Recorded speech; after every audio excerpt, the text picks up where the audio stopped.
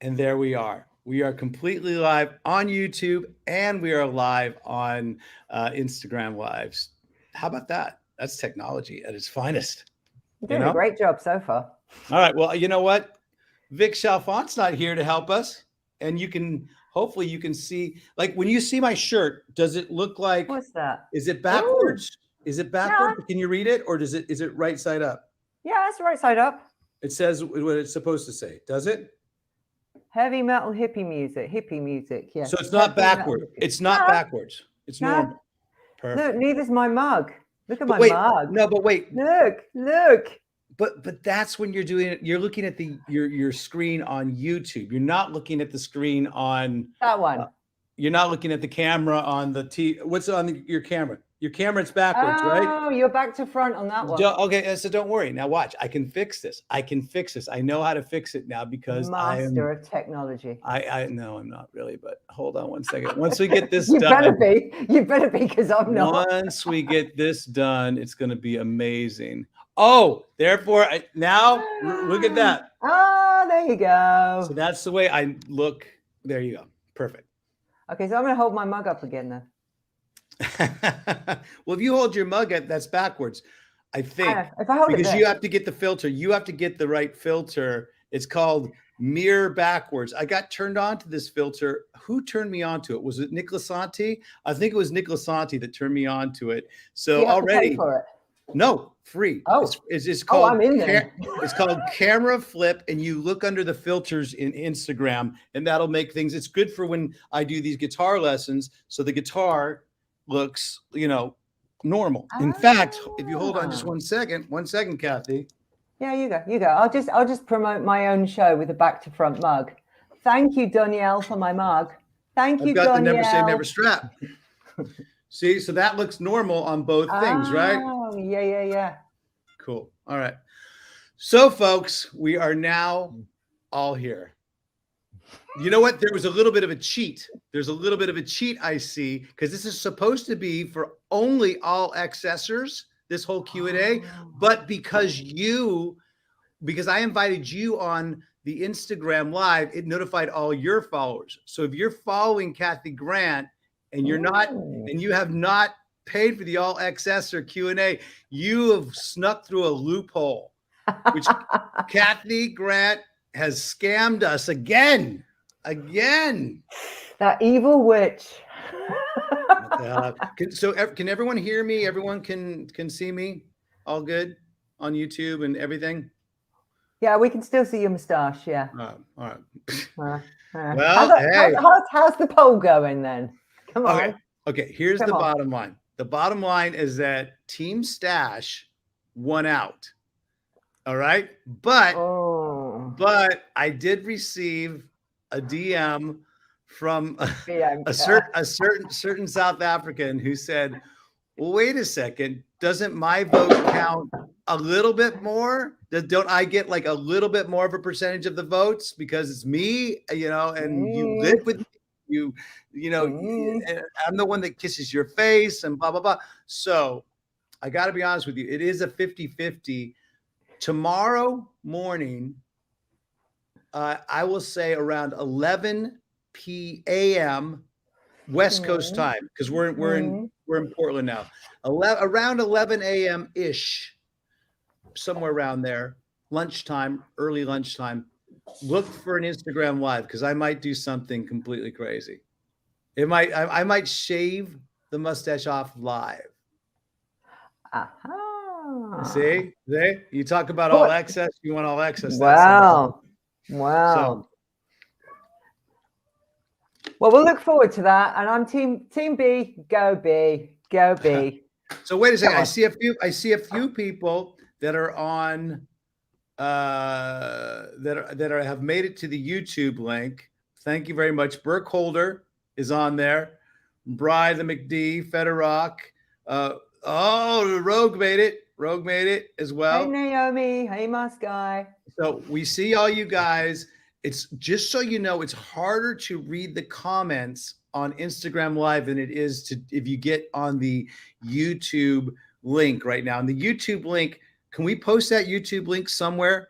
Federock, can you maybe put it up on the maybe put it up on as a story, or put it up as a somewhere on the link. But anyway, I think we're ready to dive in. We've already, I think so. I mean, we've got like 15 minutes of just like technical bullshit. just and never ask me for help with technical stuff. Never. Before we do anything else, can I just throw something in really quick? Yes. Two birthdays. Yesterday, Mike Usnick. So if you can wish Mike a happy birthday. Happy birthday, Mike Usnick. We love you. You know that. Where are you? Oh, you know what? He's your friend on he is your friend. So he can tune in and watch this. Is he in the chat somewhere? I don't know. I sent him a message earlier. He may be. I know Kitty was going to tune in. It's crazy early in the morning for Kitty, but she said she was coming. I know. Someone send Nick Sessler the YouTube link, because someone DM Nick Sessler the YouTube link, because he's, poor guy, he's on. He's friends with me. Okay. Well, yeah, but he's watching it maybe on Instagram. He needs the YouTube link. So there you go. Okay, and the other one, our gorgeous friend Funky. It's her birthday on Wednesday, and she's 18. 18. Funky Almadena. All right, happy birthday, Funky Almadena. I love it. Love it. Right, shall we jump in? Yes, let's jump in. I'm actually going in on the chat as well. Here is the direct link to YouTube. Spread it. All right, cool. So anyway, greetings from Portland. It's really, really, really fun. I've had it. It's been about. I looked at it. You have some fun down the mall. Well, it's such a rainy day, and I did some shopping. I did some cool shopping. Yeah, because there's no sales tax. There's no sales tax in Oregon, so you feel like you're immediately getting 10% off or 8% off or whatever your normal sales tax is. So like it's kind of like Europe, when you go into a store and something is like $5, it's $5. Yeah. Where anywhere else in the States, it's like, oh, well, that'll be $5.49, or that'll be that'll be $5.87 or whatever. So. Yeah, that always throws me in Vegas. I never know how much cash to get out when I go anywhere. It's annoying. It's so annoying. But anyway, so what we're doing here, obviously mentioning Reignite, which is an excellent show. We were going to do questions from my viewers, but our time got away with us. So I still have the list of questions right here that you have kindly agreed to answer. So shall I throw the first one your way? Now, are these questions from any of the Allexcessors as well? Because maybe there's some Allexcessors as well as Reigniters that are both. There's synergy going, because all this whole thing, whether it's Usnick and the Pink Sock podcast, or it's Funky Almadena and Kanak with their podcast, or if it's just In the Trenches podcast, Reignite podcast, there's a lot of synergy going on. That's my point. There's a lot of people working together. So.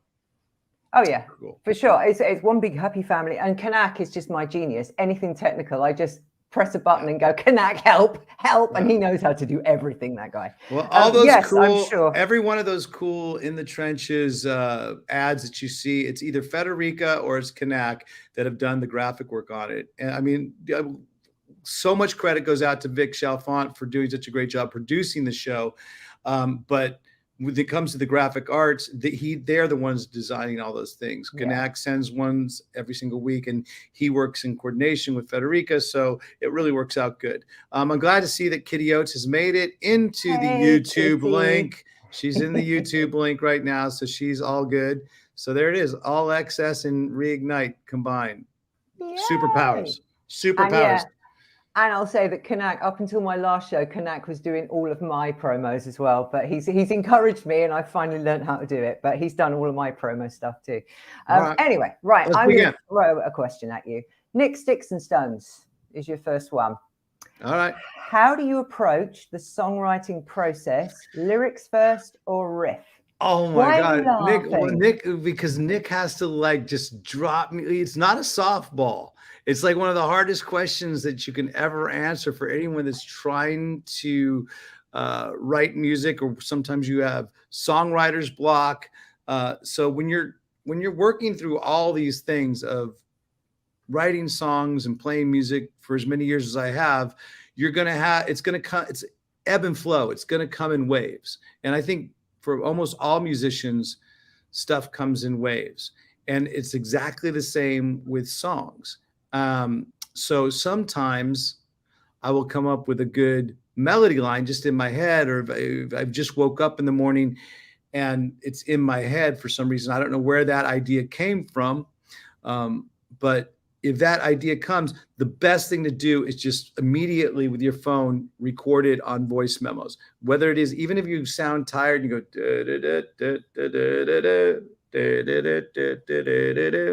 and then that's your idea, because then you can transpose it into guitar a little bit later. Sometimes you're just jamming, doing your motor skills exercises, just trying to get faster or more precise with your scaling and technique and soloing or whatever. And then a riff comes about and you go, where'd that riff come? Then you work on that. Same exact thing though. Take out your phone, immediately get the idea while it's fresh in your head, because I guarantee you 1 or 2 hours later, it might actually go slip away from you. Sometimes a good song title will come the same way. I use notes. I put it down in notes.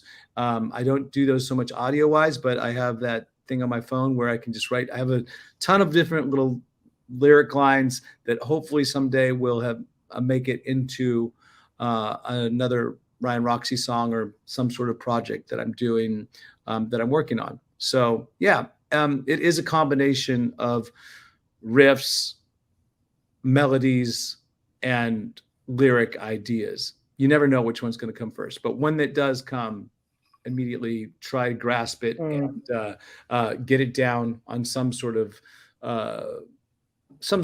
recording device or some sort of notes device, so you can remember it for later. Okay.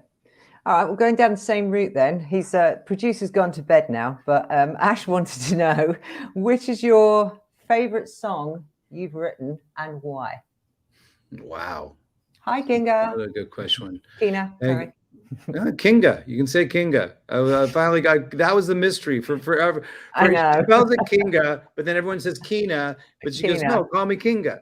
So I just say Kinga for now. I just say it how it's spelled. That's how I do it now. Yeah.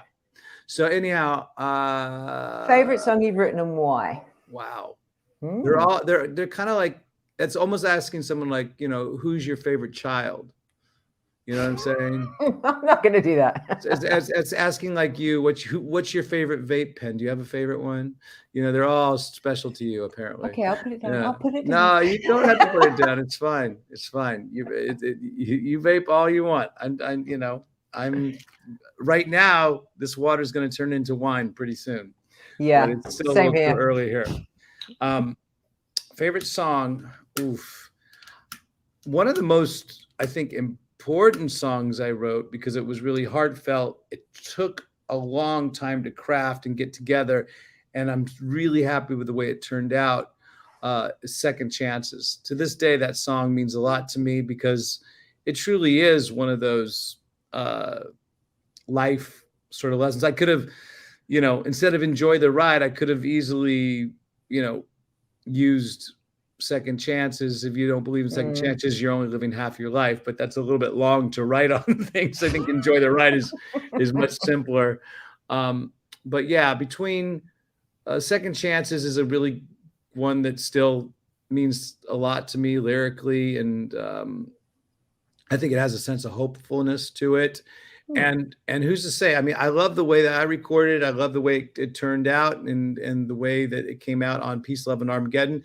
But if someone was to re-record it and make it their own, to do it their own way with maybe updated production, because that song was way back in the 90s that we recorded that, or and did it. Maybe it was early 2000s. It was a long time ago. Put it that way. Yeah. It was at least 20 years ago.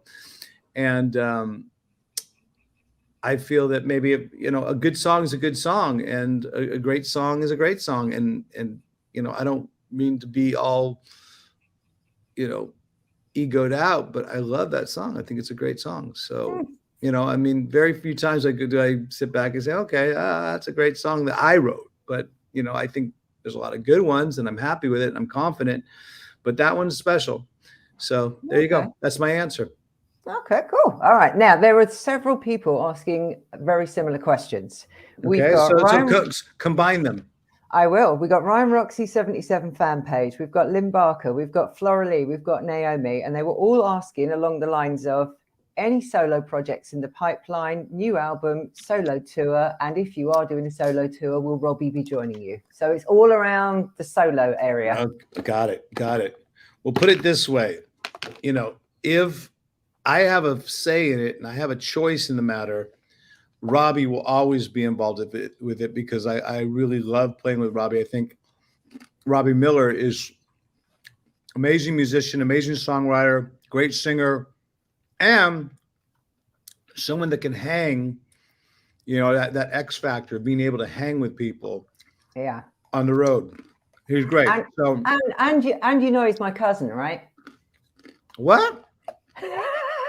We worked it out. We're probably related. My maiden name is Miller, so we've decided that we're cousins. All right. Yeah. I mean, it was back in. I mean, the lineage of the UK is pretty much everybody's. You know. And where he used to live is just around the corner from where I live now. So hey, it's such a fine line between the UK and West Virginia. You know. But and his new song's amazing. I gotta thank TK and Jacqueline for these beautiful snacks that we're enjoying today. We got a nice big care package a couple weeks ago, and we're still munching on them and stuff. But one of these days, I'll have to send you Jaffa cakes. You need to try Jaffa cakes. Okay, yeah. A little bit later, I'm going to probably document it because you guys have been seeing my documentation if you're an Allexcess, and if you just got in through the loophole of Cathy Grant's Instagram Live,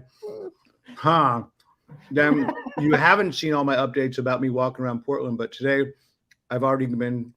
That place was Starbucks, by the way. That I was at where it was raining out. Went to Starbucks, saw some really cool street musicians. Went to the new Apple Penitentiary that's there. I'm telling you, dude, it's like all the future is so dystopia here in Portland. But later on, I'm going to go to Voodoo Donuts. But we're talking more about the solo stuff. Solo, yes. The bottom line is this. Hopefully, I can find some time and budget my time in 2023. Because 2022 right now, the way it looks, the way that we have, you know, leg one set up, we're right, you know, in the home stretch of leg one, which is the red leg, I think. Then we've got this white leg, which would be, you know, the Allexcess white leg 2 sort of thing, where it's all Europe and UK, and we're playing with, you know, this is all Alice Cooper dates. And then there's a third leg, which is the blue leg, or the third leg of the tour with the Alice Cooper. And that's going to take us all through September, October. So, and then there's the holidays. And then, you know, there's a bunch of personal things that, you know, obviously with the holidays and then huge move, all this kind of stuff. There's so much stuff going on that I need to basically compartmentalize music, my own stuff, in between getting songs, recording, all that stuff done, so in hopes of 2023 getting out there and starting to do some more touring and stuff like that. So look for 2023 to be some busy year for Roxie. And again, hopefully Alice will continue his, you know, triumphant march into the sunset. You know what I'm saying? He's going to play as long as he can. And if it takes, you know, in his mind, if it takes 5 or 10 more years, great, you know? Good. Yeah. And that's the way we look at it too. But you know what? We're excited to be doing 3 legs of an Alice Cooper tour this year, and then excited to see what happens next year as well. But I am obviously focused on my own stuff for 2023 as well.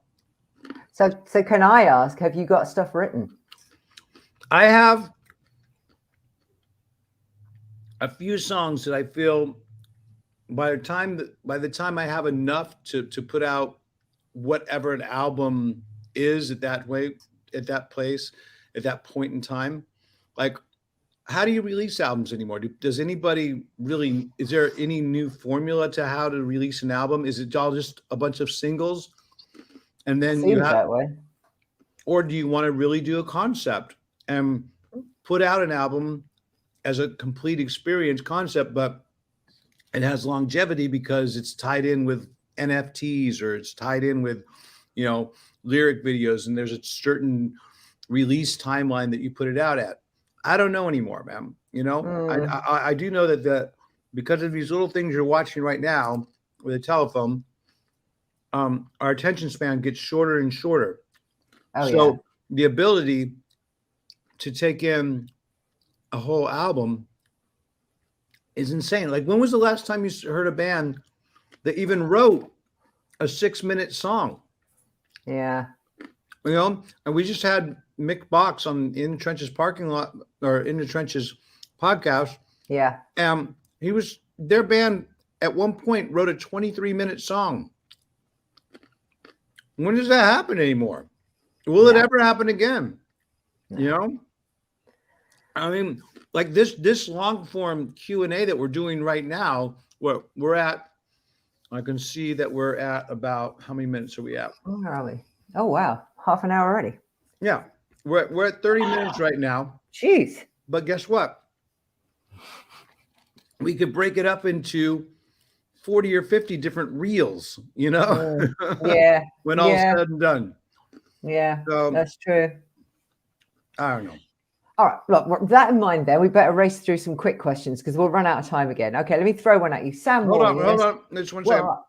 I'm yes. looking at the comments on the Instagram live. Somebody send Andy Christ a YouTube link as well, please, if you can. Go set it up or send Andy Christ a DM. There you go. Trying to get as many people on the YouTube live stream as well. Oh, okay. Hey, Scotty. Scotty Miller there, or Scotty Hagen? Scotty Hagen. Yeah. Scotty Miller. Who the hell is Scotty Miller? Yeah, it's just another one of my cousins, you know. it would be if Robbie Miller and Scotty had a baby. I love child. Scotty Miller. Right, come on. Right, listen, you. Right, Sam Wall. Okay. Who is your Dream Trenches guest? Wow. Or have you already had them? Well, there's some bucket list people that I was really proud to get, you know, sort of the white whale of when I started the podcast, you know, like, could I get him? Would it make it happen? And Jordan Peterson was one of them, you know, I thought it was pretty amazing to have him on. But it's a tough one because who's my new white whale? Maybe, I mean, I don't know if he'll be doing interviews anytime soon. And, you know, it's obviously going to be a huge grieving period for him, but to get Dave Grohl on would be very, very, very interesting. At one point, you know, when he's ready to talk, because I mean, talk about a life that's the highs of the highs, the lows of the lows. For sure. He's experienced it, you know, now twice in two different bands. The worst thing that can happen to a band. So, you know, I think his story would be really, really important. I just want to get more comfortable with talking with rock stars, celebrities, actors, actresses, comedians, normal people that perhaps don't have entertainment in their job description, but you know, I just want to get more comfortable to be able to do that kind of stuff. I've actually been getting into. I know I'm real late on it, but the whole Call Her Daddy saga, because her name is Alex Cooper. Okay. You know, and when they kept saying Alex Cooper, I was like, Alex Cooper? No, that's our Alex Cooper. And I was like, no, it's a blonde girl that just got I think she got $60 million Spotify deal for her podcast. Wow. And if that's not inspiring to you, I mean, and to me, and to everyone, pink sock people, and to the, anybody that's doing a podcast, any one of our family, if that doesn't inspire you, and I just got into the whole, how'd that happen? I just realized that people, it's got to be natural. They like it when you just talk natural, and maybe bring up some more controversial subjects with my in the trenches guests. I don't know. I've been always really reluctant to talk hot button issues because I don't really want to divide our group. I really love the RGA.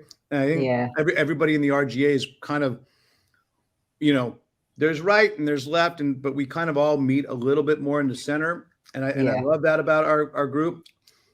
So I kind of want to avoid these kind of issues, but then sometimes maybe they need to be talked about. There was an opportunity to have Ted Nugent on the podcast. Really? Yeah, a couple of weeks ago, but it was right when the Ukraine-Russia war broke out, and I was like, I really don't want, because I'm a guest speak, but I don't want him saying stuff that I'm so in disagreement with that I'm going to have to start something, and then, but. Maybe it's a conversation that needs to be had. It's a difficult one, isn't it? Because you can have a bit of controversy, but then if it starts to get uncomfortable, it can become uncomfortable viewing. But then it's the way you handle it. I mean, I respect the fuck out of guys like Joe Rogan that are able to have very difficult conversations with a multitude of guests, extreme left, extreme right, totally polarizing political views. And he's able to navigate the ship. And I want to be able to navigate the ship without being, too things. But I can't, I got, what? I got to tell you, these are addicting. These are so addicting right now. Did you say addicting? It's not addicting. It's addictive. Gosh. Sorry, I'm back at school tomorrow. That's something that Bianca would correct me on. You can't say addicting. Addictive. They're addictive. Yeah, if I'm in my English lessons on Wednesday and I hear a child say that, they'll get told. So consider yourself told. Anyway, what are your students addicted to besides their phones? That's about it these days. This is the weird thing, and we were talking about this the other day. That did COVID change kids? Because I worked at a school. I worked as a teaching assistant before. And kids had hobbies and pastimes. I've just gone back to this job after being in Spain for a few years. They called me back. And I talked to the kids. I'm like, well, what are you into? Don't know. Well, what do you watch on TV? I don't watch TV. Do you play sports? No, not really. What do you do? Well, I watch TikTok and YouTube. And it's like, they just don't. And you ask them, is there a band? Is there an actor they're into? No. And they seem to, I think to be honest, their social skills have changed as well. And I'm not sure, it's probably because I work with teenagers, so that they're at awkward time that they're just getting used to, their hormones changing, blah, blah, blah, blah, blah. And then they got taken out of that interaction period for about 2 years. And a lot of them really seem to be struggling with it. And they don't seem to want to get close to anyone or interact with anyone or get involved in anything because they kind of feel like it could all be taken away again. It's really, really strange. It's really strange to see. And weird social experiment. Weird times that we're going through. But you know what? Yeah. Don't think that it's that much different than when we were kids, because there's still those same emotions. We just have different technology that that they have to deal with, for our parents and our grandparents, they must have felt some empathy for this TV generation, that we had this box that we would just look at, all the time, which we watched a lot of TV growing up, no doubt about it. But now we sort of feel bad is for these kids that are raised on iPads and iPhones. And it's like, no, it's just another tool that they have to deal. They still have a lot of the same raw emotions, but I get it. I mean, look, we're evolving as a as a civilization, we're evolving as a human race, and some people can say devolving, some people can say, you know, evolving, but we're always going to change, Yeah. like to our environment, but there's going to be certain things that remain the same, and you know, I think those are the raw emotions, and that's the reason why I continue to play music. That's the reason why all you guys should continue to play music, learn music, because music evokes a certain emotion that no other form of communication can. You know, yeah, or it's amongst the most unique, because a song can make you laugh, cry, happy, sad, and so can Hey, a good Peter. dialogue. Hold on, So I have can to a stop you. good dialogue. I have to stop you 1 second. Somebody in the chat, Peter Duggle. And I'm going to do some shameless self-promotion. Peter Duggle is the musical partner of Mr. Wolfgang Fleur from Kraftwerk. And Peter Duggle is going to be my next guest on Reignite on Friday, May the 6th. So thanks for joining us, Peter. I'll be seeing you soon. Anyway, some shameless self-promotion there. Oh, while I'm at it, can I announce my other show as well? Friday, June the 3rd. I guess if I said no, it wouldn't really matter, would it? Because you're going to do it either way, right? I'm going to do it anyway. Yeah. Absolutely. I have Billy Morrison on Friday, June the 3rd. If anyone doesn't know who Billy Morrison is, he's an incredibly talented guy, artist and guitarist who plays with Billy Idol. So he's coming on Reignite. Anyway, you were leading me nicely into a segue for a question from Kitty Oates with what you were just saying about the power of music. Kitty asked a great question. What is the one song that instantly transports you to another place the moment you hear the first note? Wow. Well, I'll tell you my one. My one is Torn by Natalie Imbruglia, because the first time I went on my favorite ride in Las Vegas, they played that as I went off on this ride. You're not taking the piss out of that song, are you? No, I mean, I love Natalie Imbruglia. On your nuts. I love Natalie Imbruglia. I think, you know, that song was recorded like 6 or 7 times. When I spoke earlier about maybe Second Chances being re-recorded at some point by another artist, like 3 or 4 other bands had released that as a single, but really? But her version was the one that did it. It was, you know, it transports me to Las Vegas. The second I hear it start, I'm in Las Vegas. So that's my one. Come on, what's yours? And dearly beloved, we are gathered here to get through this thing called life. That organ that comes in right at the beginning. Yeah. If you think about it, for me, Prince, the year was 1984, I believe. And Purple Rain came out. That song came out.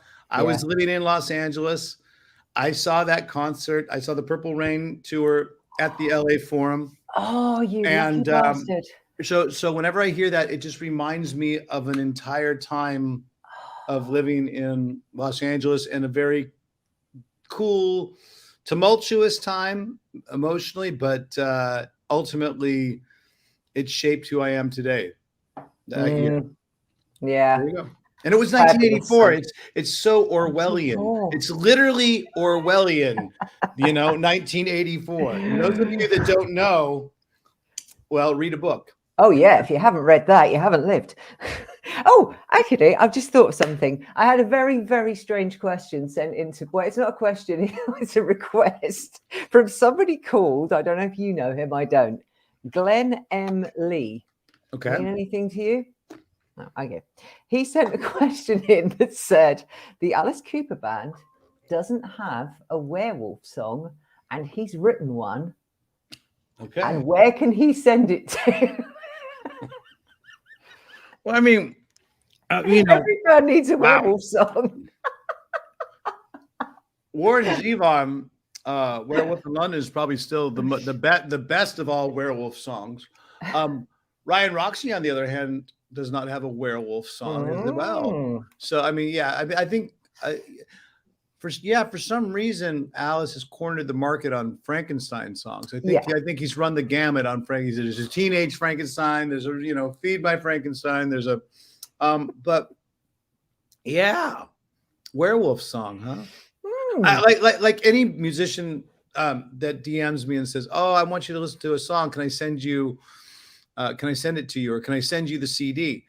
And I always say, "Look, save every single CD for your fans. Sell them to your fans because your fans will support you, and it costs money." The whole process of sending someone something physical and tangible, it does cost money. It's postage, all this. Save them for your fans.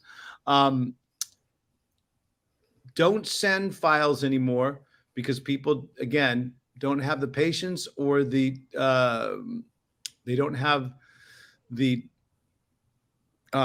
attention span to actually download and then listen to it later. Because usually they'll say, "Oh, well, they see it in the email and they go, oh, I'll listen to it a little bit later."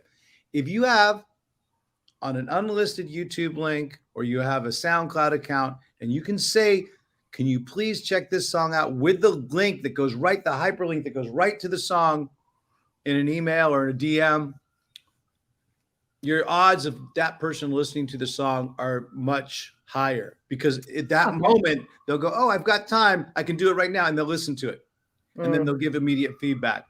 But a lot of times, when people say, "Hey, do you mind if I send this to you? I'm going to mail it to you. And then, or I'm going to put it in your Dropbox," and all that kind of crap. No, just get links ready. And that's for everybody today. Because because how much I do my best to get as many people to be as sort of engaged with as many of the fans as I can and musicians I want to help, but I want to inspire. But there's only 24 hours in a day, and you have your own stuff going on. I have to figure out how these pillows are supposed to get straightened at one point. I love this hotel. This hotel's awesome.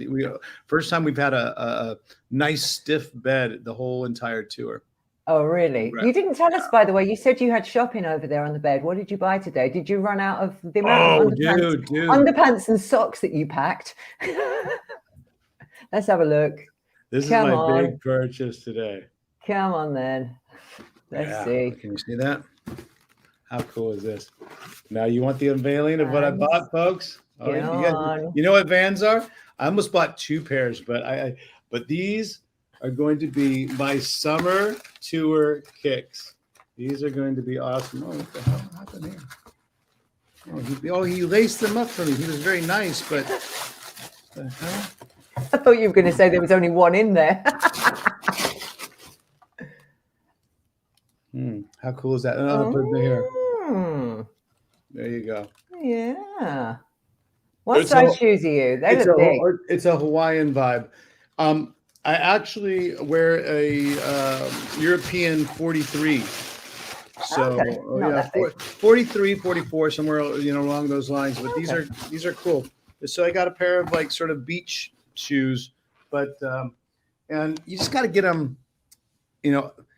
I wanted to get all white, but Chuck Garrick really taught me never to buy all white anything of shoes and clothing because. No. Yeah, that thing I've been wearing there for a little while, that pullover already has a stain on it. So, being on the road, this is about as white a shirt as you'll ever see me in because it's got a lot of black. It's a ringer. I love the ringer vibe into it. But, I know that there's going to ultimately be some red wine spilled soon enough. Yeah. Right. Listen, I'm going to jump into another one. Darren Swan.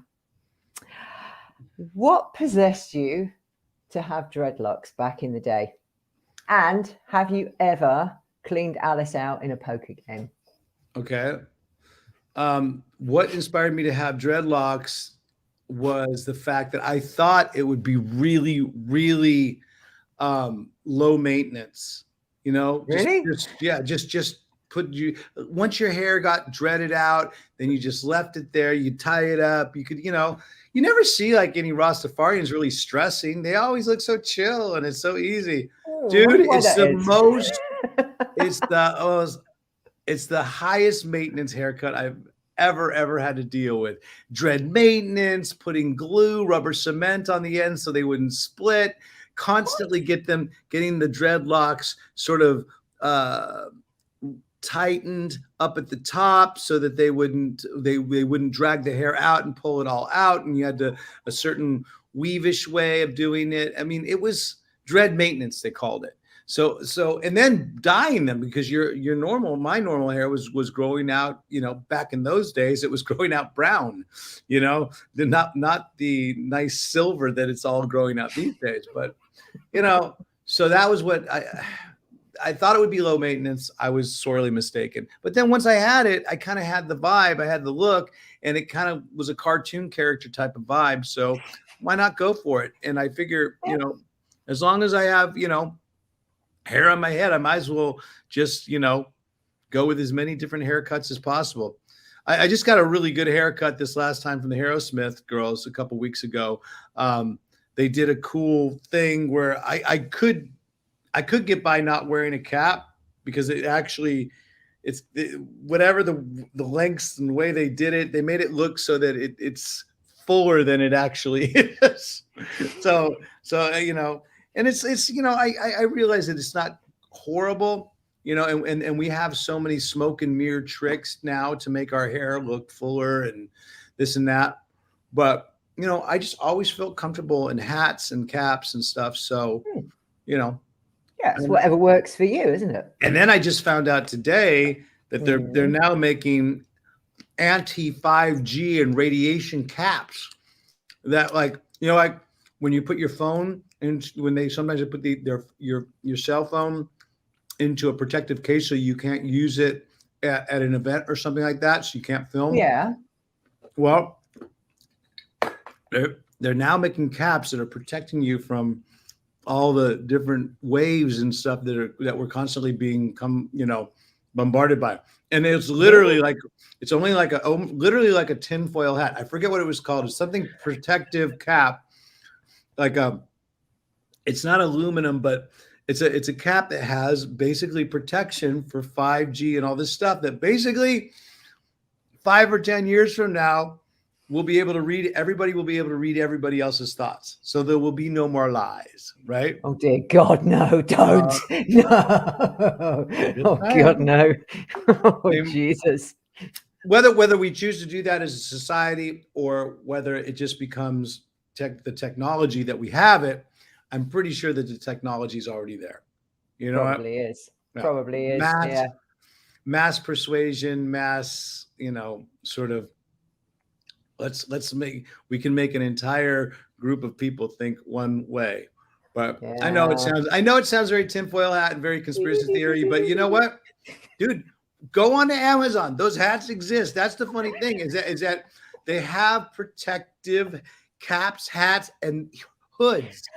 Yeah, my hair's too big. It won't go over the top. Anyway, his other one. Have you ever cleaned Alice out in a poker game? I beat Alice in some really cool hands, like where he would go in he went in with a full house, and then I would go in with 4 of a kind. I would have the 4 of a kind with the ace of spades, which is the Mariah. We play this Mariah game. So that means not only would he lose the pot, he'd have to match the pot. So there's been a few hands like that, but he's gotten me as well. And ultimately, if you look at the poker rankings right now, as we speak, Alice is in pole position. He's number 1. And Kyler is right behind him, which is not usually the case. Usually Kyler is down at this point in the tour. I'm in 3rd place, go for the bronze medalist, and Chuck is now rounding it out, which I think it's affecting him severely. So what happens? Do you run it all through the tour, and then at the end there's like a prize pot? Yeah, we have a block. We call it the blockchain. It's like sort of like a Google what do you call it, spreadsheet. That thank you, Amber, for setting that up. But she set it up a couple tours ago. Now Kyler operates it, and it's like the blockchain. We do a $10 buyout every single night, and then at the end we all cash our chips in, put them back in, and it all should zero out, go out to zero. Okay. And then who's ever plus minus, it shows up on the final thing, and then we put that down in the ledger. So we have a ledger blockchain technology that we're using. which is more reason for me to buy the cap so that they don't know what hands I have. Well, I went yesterday. I went to a slot tournament. The local casino had a slot tournament. You just turn up, register, and then have you ever done one before? You literally go to the casino. They call you to a seat, and you have 2 minutes to just keep pressing the play button to try and win as much as you can. And at the same time, they have all these like jewels dropping down the screen. So with your other hand, you have to grab at the jewels while you're pressing the play button.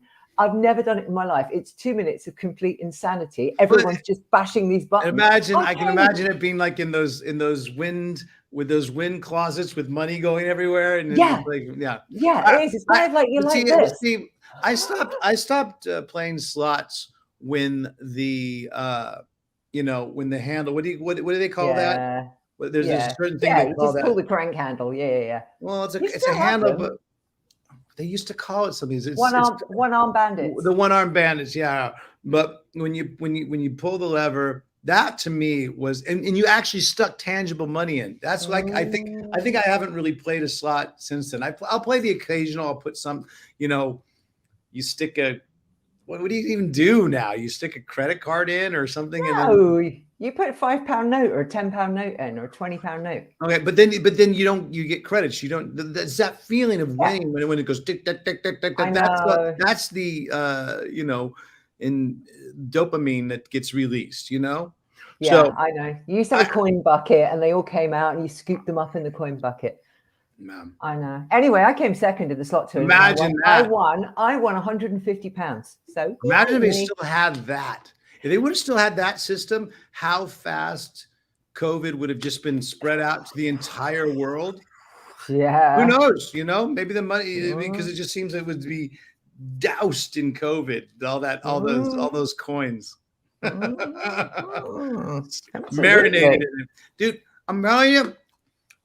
Do not send me any more of these nuts, but please do. What flavor are they? What flavor are they? Oh my God.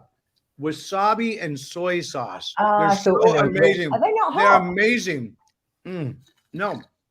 Unless all my taste buds are completely ruined now because of eating this whole entire can. I don't know. You killed your taste buds. Right. I've got to go for a serious question. Okay. We have a serious question. Let's do it.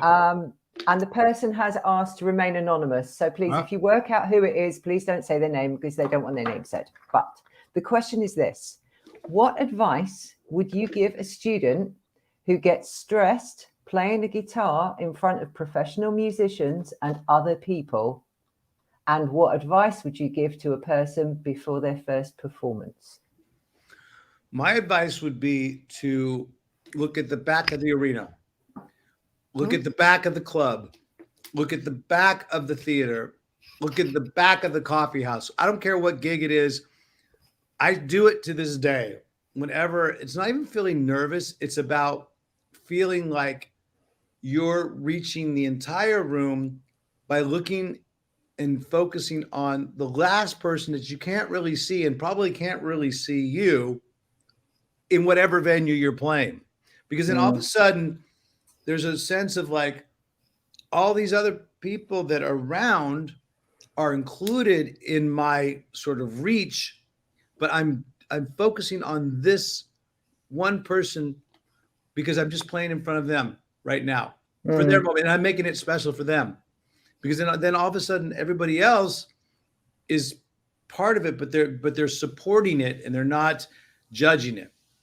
Because I think sometimes you can get a little bit inside your own head that everyone is judging your playing. Well, trust me, most people, I would venture to say 99% of the people are thinking about themselves first. And then they're thinking about how their sort of reaction is to you. And most people are empathetic, man.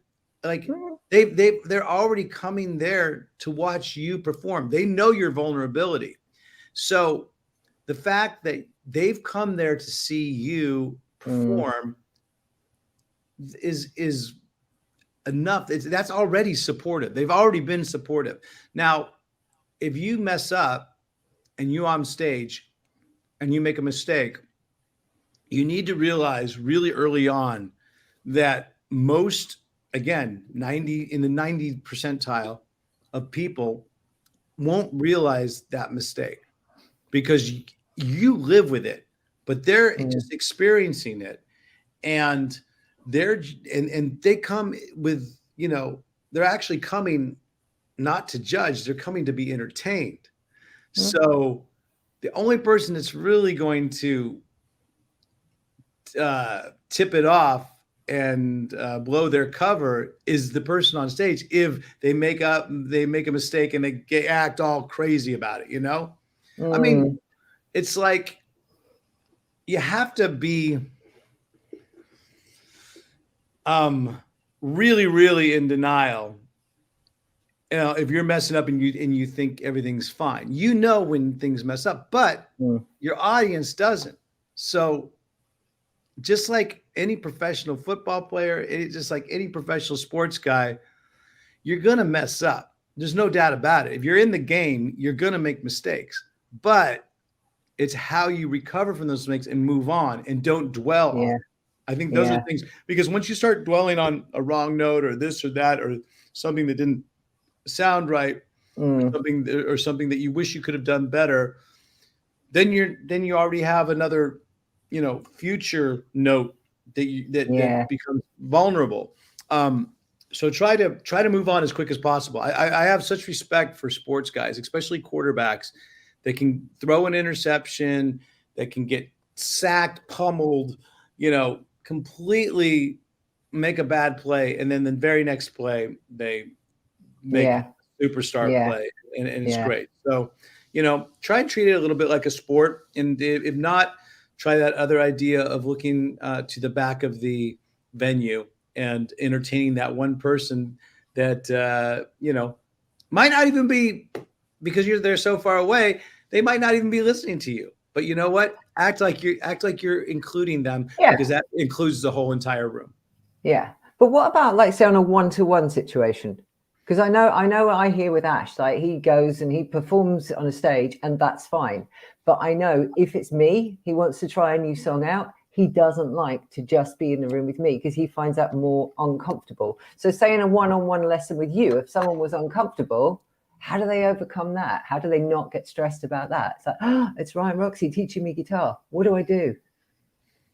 Maybe act like then, if that's the case, you're focusing too much energy on one person. You got to lower that and realize that person has made tons of mistakes themselves. And maybe you do the exact opposite. Instead of playing for that one person that's in front of you, act like you're playing a show. Yeah. Like we're having this one-on-one conversation right now, but in the back of my head, I know that there's a bunch of other people watching too. So it is a little bit of performance going on as well, because maybe I might not be as animated. Maybe I might not be as more, like performance. If it was just you and I talking at a bar, people might think I was crazy. I started doing, hey, what's happening? Hey. So, in that sense, if you're freaked out by one person, you got to really lower the importance of that one person, because, and know that they've made the same mistakes you have, and if not more, and also know that they're just one person. You can act like you can pretend that there's, if it makes you feel more comfortable, pretend that there's, what's your sweet spot? Everybody has a sweet spot of people that they like to perform for, because that's the thing. Like, people have asked me, it's like, you've played stadiums, you've played arenas, you've played clubs, you've played coffee houses. What's the most intimidating, or what's the easiest? Where do you feel most comfortable?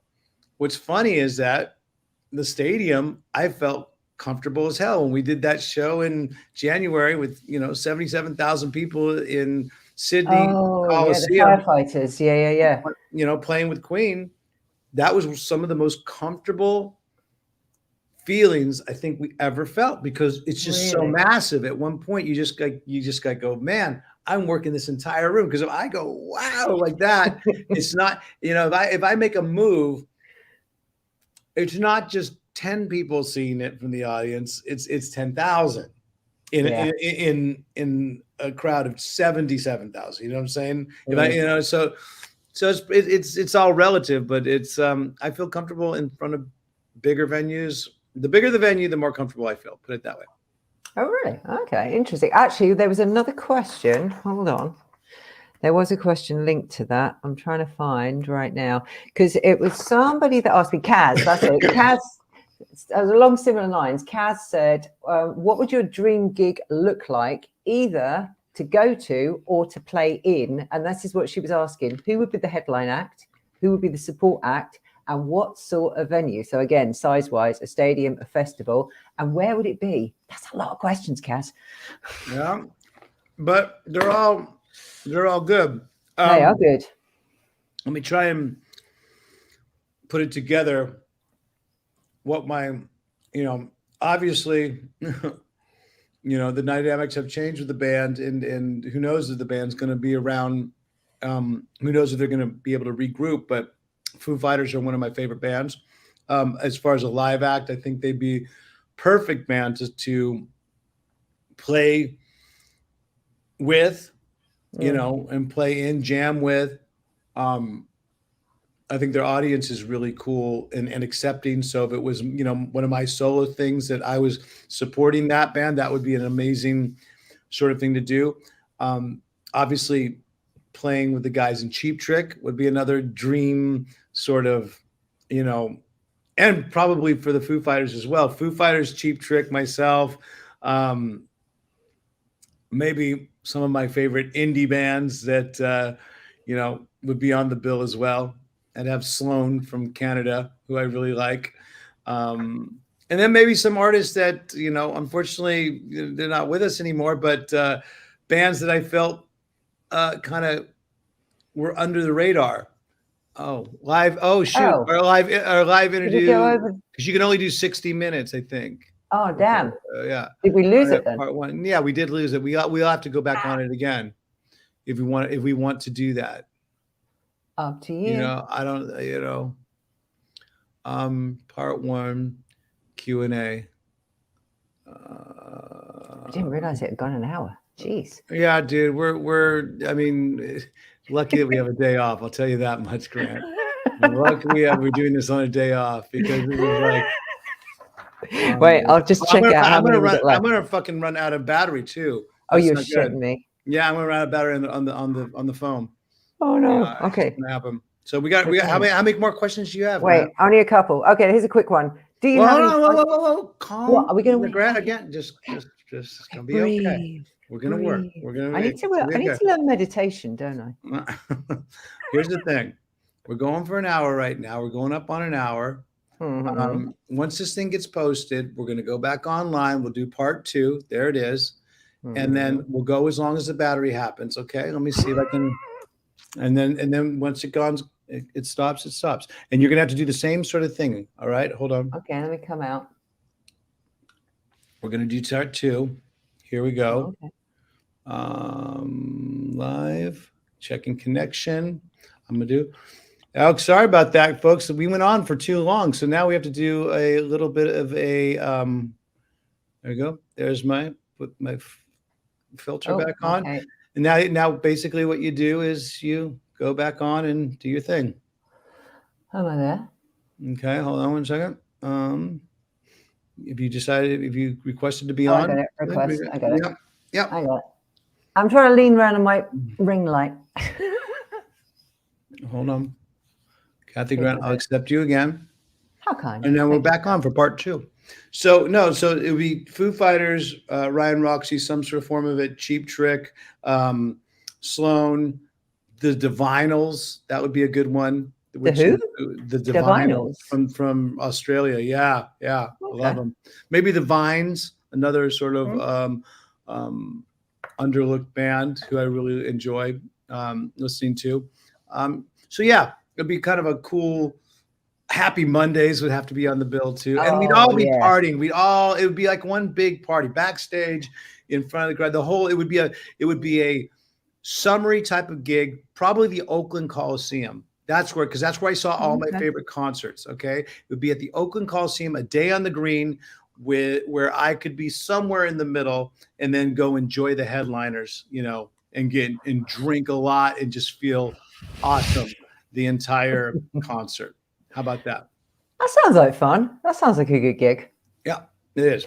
So let's continue to go, because I know that I'm going to run out of battery pretty quick. Okay. So we've only got a few more. Okay, Jackie Carroll, do you have any funny golf stories? Do I have any funny what? Golf stories. Golf stories. I mean, funny for us, but not so funny for Chuck. Why? Because he hit one shot not that long ago. Well, it was a couple of years ago, where he hit it and he goes, "Oh, I think I sprayed that one a little bit, right." And unfortunately, there was the parking lot right. Of all the cars he hit the ball. It dented the hood of the Escalade, of a Cadillac Escalade, and I mean, we've done that before. I mean, we've all, it's like a lot of these houses that have golf course that have houses. A lot of these golf courses that have houses on them, built on them. Yeah. That's just the price you pay. So whenever I will ultimately hit, if I fade it and I'll hit it right, it'll go into a house, into a backyard, and Alice will always say, "Oh, have you met the Joneses yet? Or have you met the Browns? They're very nice people." Because we'll actually hear the ball hit the ceiling, or we have never heard it hit glass and break, thank goodness. But a lot of these houses, it's really they're built on golf courses, and they have like kids' playpens and swimming pools out in the backyard. And I'm like, you couldn't pay me to live on a golf course. You could not pay me to live on a golf course, just because I know that there's guys like me and way worse out there golfing. That's the way I think about it. Dangerous. So anyway, okay, next one. No. Hold on, Cathy Grant. Again, you just get so excited. You get all reignited. I'm telling you. But one funny golf story was I almost killed one of my idols the first time I was golfing with him. I don't know if that was funny. It could have been tragic. But yeah, but we were golfing with Rick Nielsen from Cheap Trick, guitarist of Cheap Trick. And, he's way off to the side, and not it was almost an impossible shot to even come close to him. And I buzzed his head like about 3 or 4 feet. He had to like sway, and it was like, and after that, he's like, "You almost killed me, Roxie. That would have been funny." And I was like, "Oh boy." Oh Jesus. So, there you go. There's your funny golf stories. Right, there you go, Jackie. Okay, Mike Usnick, Mr. Birthday Man himself. Good question, this one, because I'd like to know: do you suffer from jet lag? If no, what's the secret? And if yes, how do you overcome it? Because going to Vegas all the time, I have a hell of a time with jet lag. What do you do? We used to say that we lived on supermodel time, because supermodels never seem to have jet lag. They fly to Milan, they'll fly to Japan, they'll fly to Paris, they'll go to New York, they'll go to LA. And it didn't matter. They always looked great, and they were always vivacious. And there was a point where, supermodel time and jet lag and all that kind of stuff, it was a thing where I had convinced myself that it didn't exist, jet lag. It was all inside your mind, Okay. But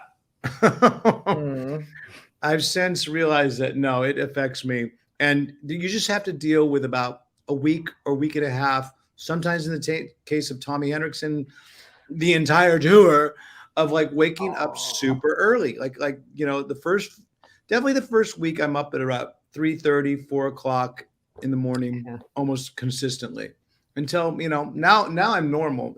But what is normal for me, 6 o'clock is now normal when I'm on tour.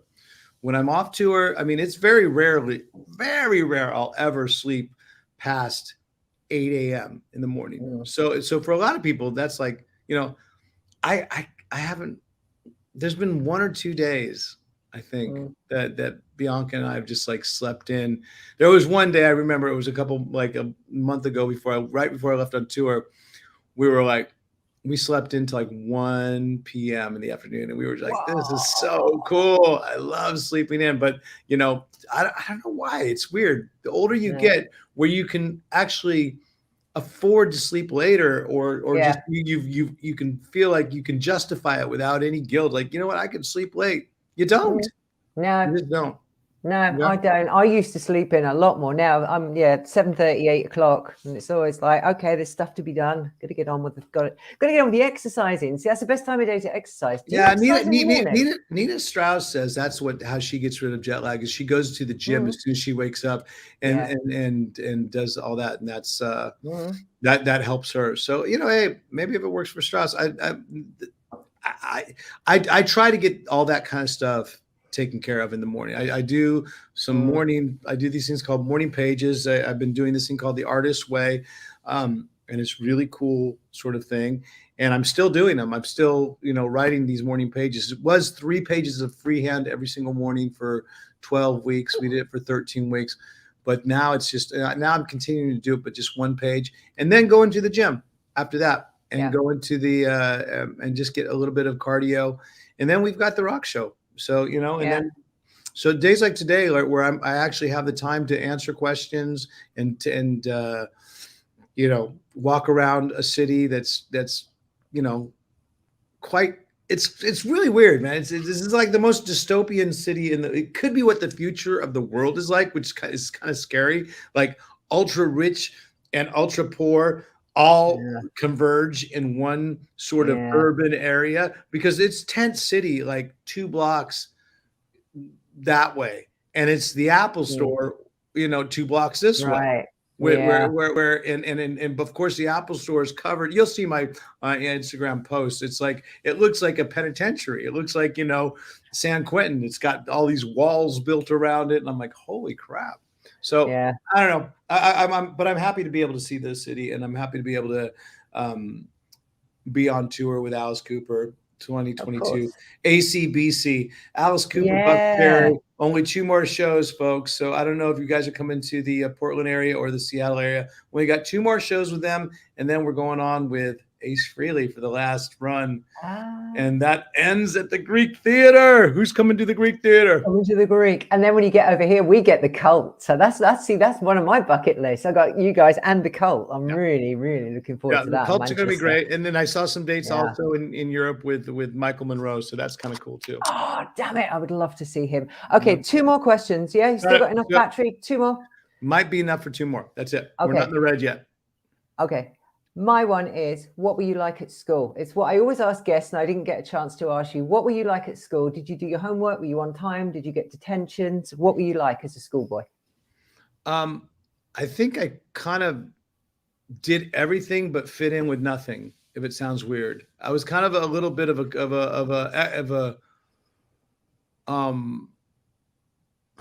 what's the right word to say it? I don't want to say I was kind of just one of those people that was probably always searching for a certain clique. So I joined all of them, but it was always music that was my stronghold, and playing guitar, which was in entertaining, which was kind of like my strength. I ran for student body council and stuff like that when I was, in junior high. I was in the drama club. I was a band geek. I tried out for baseball and played Little League growing up. So I played sports, and I played soccer, European football, whatever, what you want to call it. Proper football, you mean? Proper football. Whatever you want to call it. But I like, I did all those different things. I hung out with the stoners. I hung out, with sort of the intellectuals. I graduated with a 3.8 grade point average, which I guess is, 4.0 is straight A's. So 3.8 is pretty good. And, graduated pretty much a year earlier than I was supposed to. I was 17 when I moved down to Los Angeles. So, I went there the full time, but my last year in school was pretty much just electives, cooking class and stuff. And the best class I ever took, typing. That was my best class I ever took. No. Yes, I remember my teacher. She was the best teacher in the world because she was just really wasn't strict, like she hit you or anything, but she was really pedantic about getting the right hand, the right place. To this day, I can type fast. I can do really good. And when computers came about, that was my most favorite class I ever did. But, you know, so anyway, that's the way I was in school. Kind of like I was a smart idiot. Oh, that's good. Okay, you were a pretty good boy then. Okay, I have one. I was a nice fuck up. Okay, a nice fuck up. Is that you'd like to be remembered? Is that what you could have on your gravestone? He was a nice fuck up. A nice fuck up. Well, maybe. I think everybody should be a nice fuck up. Everybody should. If you're a fuck up, you should at least be nice. Yeah, we all fuck up. Trust me. Of course we do. All the time. All the time. Okay, I've seen our beloved Mask Guy in the chat, and the very last question of the day will come from Mask Guy. I really like it. If you could be one of these people for the day, which one would you choose? Would you be Alice Cooper or Brian May? Well, I would be Brian May. Thanks, Mom.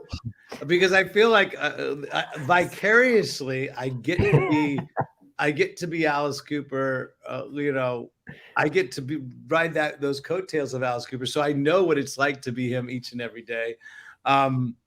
So I would love to be able to, because if I was Brian May for a day, I could have that knowledge of his guitar knowledge, like out of the gate. I would love to do that. And then I get his sort of insight with astronomy, and so yeah, I would have to choose Brian May. But both great guys, both very. Low battery. Here we go. Yep. We gotta go. We gotta go. But when you gotta go, you gotta go. We went till the battery ran out again. So yeah, I mean, even though they're both heroes of mine, Brian May's my guitar hero. So I would obviously want to be him and take some of that guitar knowledge with me when I became Ryan Roxie again. You think you'll get him on the trenches one of these days? I think so. You know, I would like to talk to him. You know, I want him to want to talk to me. You know, it's like I want every artist that comes on, I want them to go, oh man, I'm really happy to be on your show. It's like just like the way we had Mick Box. Like I love Mick, such a nice guy, but he was so appreciative to be on the podcast as much as we were appreciated to have him on. Yeah. So yeah, I'm looking forward to it. We got to we got to run now, but yeah, make sure you check out everything that's Allexcess coming up again tomorrow. Around 11, 12 afternoon, lunchtime, look out for another live broadcast. Might be something special. And then, who do you have on Friday on Trenches? We have, who is it? Willem Wolf? Is it Billy Idol's son? What? Willem, Billy Idol's son. Really?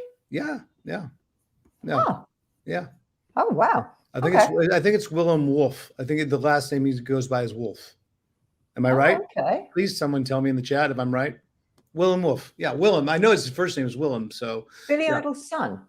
Billy Idol's son, singer. And I've got Billy Idol's guitarist coming up. See, look, the link. You see, it's still there. We're all joined. Yep, it is Willem Wolf.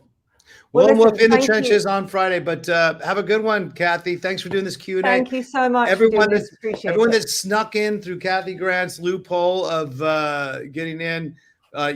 This is what Allexcess does. Well, but we'll do it a little bit tighter and not so technically challenged next time. Yeah. All right. Okay. Maybe we'll do a UK edition. I'm going to end this broadcast right now. So take care. Thanks, Cathy. I appreciate it. Have a good one. Hold on. Cheers. Don't